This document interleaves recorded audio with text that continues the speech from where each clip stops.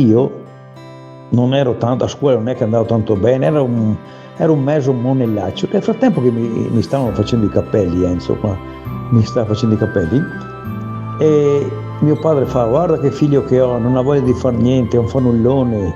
Ah, ma io sai cosa faccio? O viene a lavorare in campagna o si trova un lavoro. Enzo, allora mi dice subito, no? Il barbiere, mi dice: guarda, se vuoi venire a lavorare da me, io ti prendo.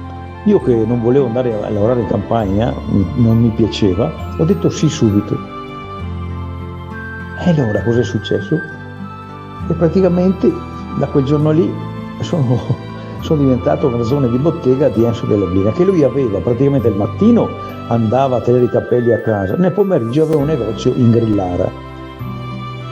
E allora lui veniva a prendermi, io al pomeriggio passava, veniva a prendermi, ed era il 1967, no scusa, 67, e avevo 11 anni, pensate, 11 anni.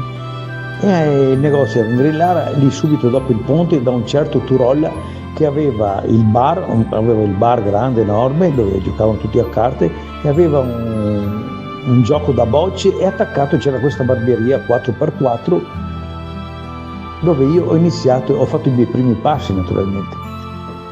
Enzo era una bravissima persona, mi voleva bene, e c'erano le poltrone in legno bellissime, mi ricordo, e una